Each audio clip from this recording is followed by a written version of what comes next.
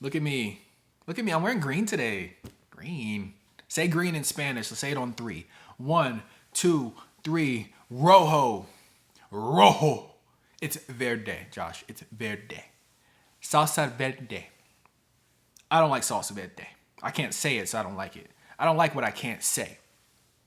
Okay? All right.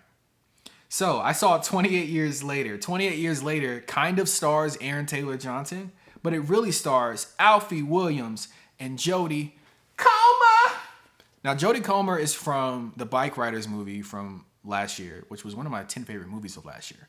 I don't think anybody else has that opinion of it, but I really liked it. And her narration was kind of funny because she had this cute little accent. I don't know who Alfie Williams is. And then Aaron Taylor Johnson is, of course, in this movie as well, but not for as long as you think he is. So, what is this movie about? The first chunk of this movie is a father son experience. The son is on a rite of passage. He gets to leave his community to go to an island where the zombies live to kill a zombie because that's what you got to do in this world to prove you're a man, okay? Now, he's doing it a bit prematurely. He's younger than others that get to do this, so he must be adept at killing or bow and arrow or whatever he needs to prove because he's getting to do this early. And his father is at his side throughout this process, and his father is clearly very capable. I would assume it has to be one of the greatest hunters in this universe because this dude is a beast out there with the bow. So Aaron Taylor Johnson is his father, Alfred Williams is his son, and these characters, you can tell, have a bit of a strained relationship, but it's nothing bad. Like, it's nothing cliche. It's just like you can tell that this is certainly a mama's boy. Now, why does that matter? Because the rest of this movie, outside of maybe a 35, 40-minute window, is about a mother-son connection. And that mother-son connection is something you have to buy to like this movie. I bought it. I got no receipt for it, but I got it. I got it right here. I got it right here. Anyway, so I like the connection of the mother and the son. Now, the mother, Jodie Comer, she is sick. She has this mysterious condition. And essentially, she's like going through episodes of dementia and delusion, and she's not really all there. And it's taken a toll on the family, of course. But more than anything, Alfie just like aches for his mother. He wants his mother to be okay. And he hears tale of this doctor that lives in the mainland where all the zombies are. And he's like, I got to get my mom to this doctor. So he got his first zombie kill early in the movie. And he's like, I'm not really a badass like that, but mom comes first. So I'm willing to risk mom and myself off the faith that I can get her to this doctor before the zombies get to us. And that is essentially what the main portion of this movie is. And in that, you meet a couple interesting characters along the way. You see beautiful creature designs, beautiful in the sense that they're grotesque, but purposely so. Like, the zombies in this thing look cool. There's like special types. There's like this fat type that crawls around, very bloated. I was gonna say, it looks like, uh, can I say that? It looks like the Buddha statue, like kind of, but like, is that offensive? I'm sorry. Is that offensive? I don't know. It's at Chinese restaurants. I don't know if that's offensive or if it's just like a prop. I don't know. But like, anyway, they kind of look like that. Sorry if that's not okay, the two people that watch this. And then also others that are like Jason Momoa looking, like super built, like not super built, but like built enough. Like Jason Momoa is not like super, but he's like a normal looking buff dude. So that's how these zombies look. Those are called alphas. And the alphas will like literally predator rip your head from your spine and just take it and post it up somewhere because they don't even care about that. That's how cool they are. They're like, this is nothing to me. This is nothing. You ain't nothing. You ain't never gonna be nothing. That's like Michael Jackson impression. He invited me to his ranch way back when. Anyway, so I miss you, Mike. This movie is again like a bit of a coming of age story. A young man kind of finds himself on the quest to help his mother, and that is what this movie is. It's reminiscent of The Last of Us in a way, you know, older character, younger character. Ellie, Joe. Right? It's like that going on, but really it's sadder because this kid is with his mom that isn't all there and he has to kind of find the connection anyway as he attempts to save her. And then you have a couple characters, some familiar faces actually pop up in this, some you're not expecting. One of which you probably already know about, so I'll go ahead and say it. Ray Fiennes is in this. Excellent job. He plays the doctor, and he just gives this beautiful performance. Like he talks about, I'm not gonna tell you what he talks about because it's relevant to the plot, but he talks about stuff that is just relevant in life, and I think it's very impactful. And then there's another character that you're familiar with.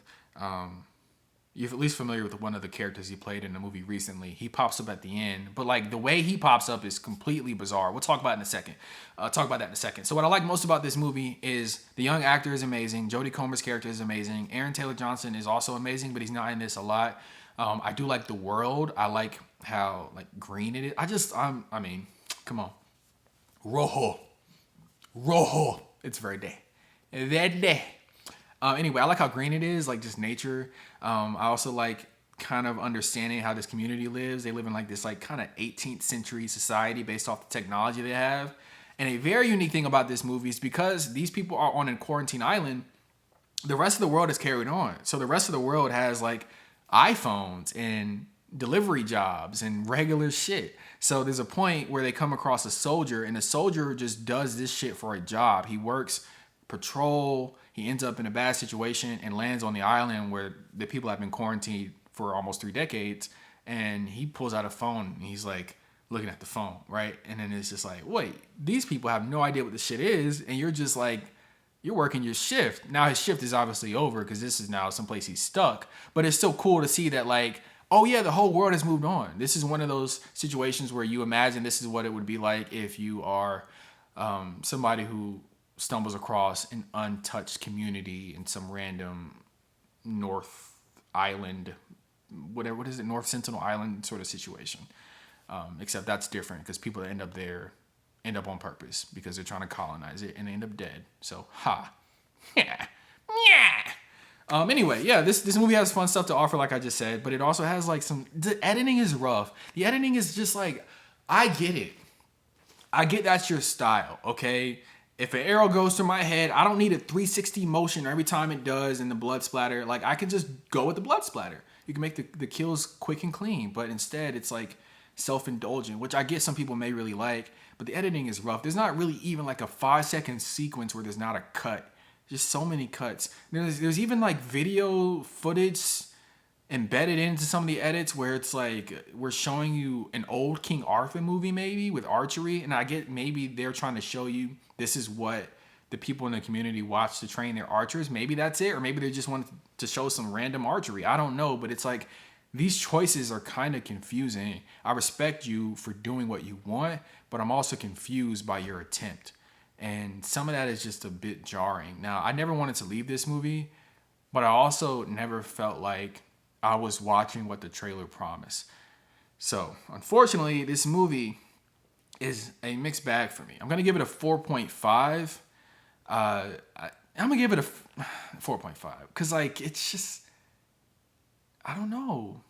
It has some really strong elements, but then it just also has these things it does. And I'm just like, why are you doing this?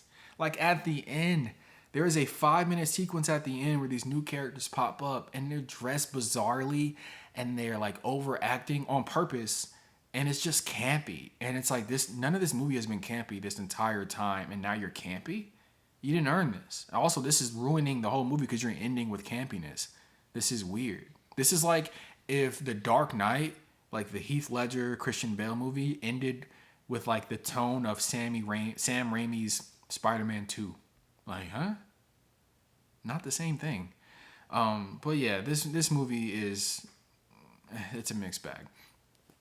This is also supposed to be the first entry in a new trilogy. So there's going to be another one coming out in January that's already filmed, I believe. And then another one, if that one does well, then another one coming out sometime later. And I guess maybe the campiness is leading up to that second movie that's coming out next year. It just doesn't fit, though. It just doesn't fit at all. I think that's all I got for this, though. Fine enough movie, but it's not anything stellar, and I thought it was going to be cracking my top 5 of the year, but it's not going to do that.